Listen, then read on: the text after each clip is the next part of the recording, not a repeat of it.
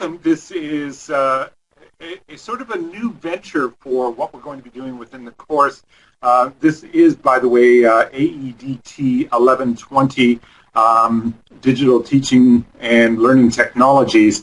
And what we're going to be doing in this particular set of segments is taking a look at discussing the implications of new mobile devices and the changes that mobile devices are bringing and have brought already to not only educational institutions and education contexts, but also to corporations, to society as a whole, etc.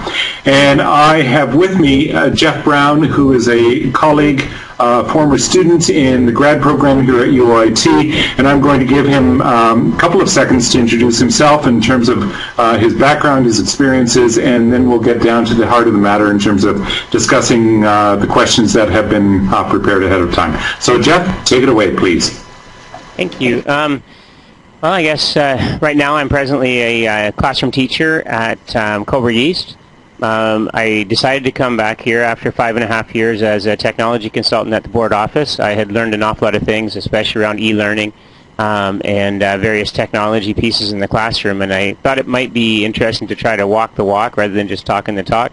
So I came back from the board office, and I've been working here ever since, and I've been working strongly with the students with trying to provide access to technology for them for the work that they do, and it's very well received. I'm especially trying right now to add as much mobile device work into my classroom as possible. All of our kids walk in with iPods and cell phones and so on in their backpacks and their pockets, and they're told rapidly to turn them off and to not at all capitalize on those things.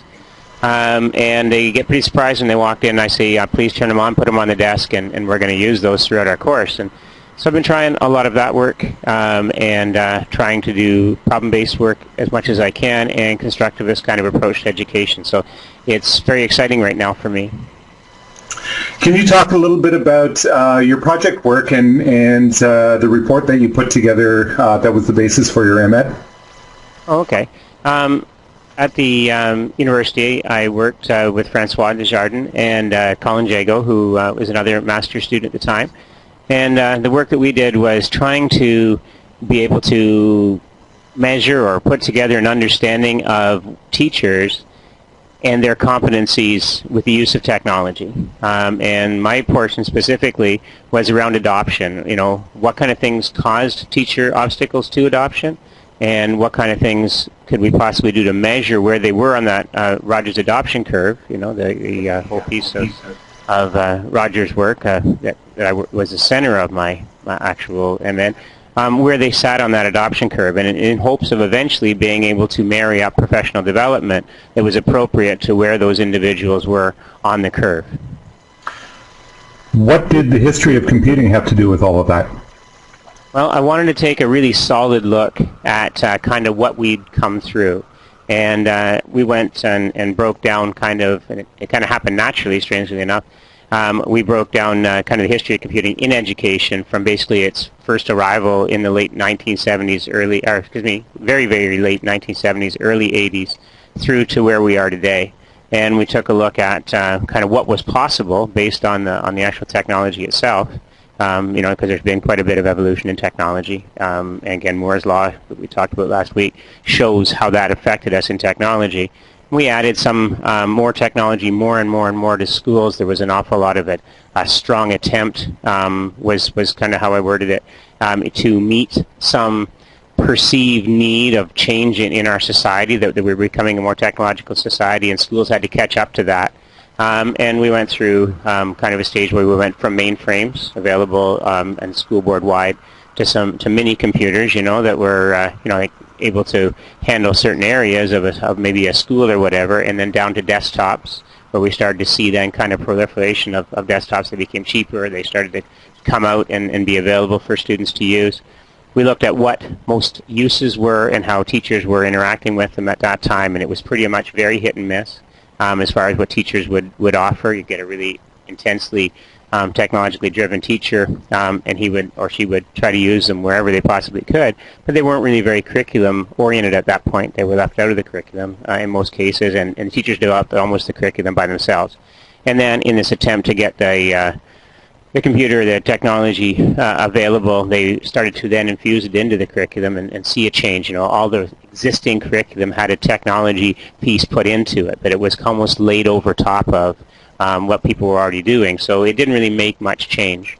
And then obviously we've seen a rapid adjustment in schools with desktops becoming so cheap. We've gone to ratios of a number of computers that should be available to students and those kind of things. And we seem to have reached a stage where now we're bringing an awful lot of wireless into schools. All of the schools on our board are all been made wireless, which opens another whole possibility, right? That whole possibility of using mobile devices. But they're all the way along, there's been a continuous kind of restriction to the adoption by teachers throughout the whole history of it. Every time there's a change, everybody seems to want to, what little bit of understanding I could get on it was they wanted to stay with what they already had. So they always thought that you had to be able to do these things back 5 years before you could move into what presently is now. So they were always, and they still hadn't got up to that point yet. So we ended up with a whole lot of issues as the actual inertia in the system kept the adoption from happening. And here we are now, the conversation we had last week, the idea that, adding something into the classroom was still controversial. The idea of using a cell phone in the classroom is, to the majority of teachers, really taboo. That these things are actually a problematic for the actual classroom environment because it keeps us doing business from doing business as we used to, and we're still not ready to shift into doing business as possibly we should. Yeah, it's kind of interesting just thinking back to some of the conversations that we had in the tutorial sessions a while back. The whole idea of even moving to the adoption of a calculator still seems to be somewhat controversial. And just think about the conversations that we actually had in the tutorial sessions themselves. All right, over the past couple of weeks, we've been taking a look at what the primary stages were from moving from mainframes to personal computers. This week, we're specifically looking at mobile devices and the kinds of effects that mobile devices have had. I would like you to think about the underlying kind of question to all of these discussions that we're going to be having over the next 15 minutes or so about the set of implications of the application of mobile devices and the concepts that come along with them to teaching and learning context and environments. So you've got to think about those kinds of pieces as we're going along. So that was directed to our listeners, Jeff. So let's start in on the questions themselves and see where this gets us. We're going to have a bit of a discussion as we go through this, so it'll take on less of, I hope, less of an interview kind of setting and more of a discussion backwards and forwards as we're going through. So do you want to tackle the first set of questions there? What is the role of the OS in mobile devices? Why has this role been adopted in mobile devices? So why do we have the OS taking on that kind of a role within mobile devices? And how does this differ from the historical role of an OS, an operating system, in personal computers?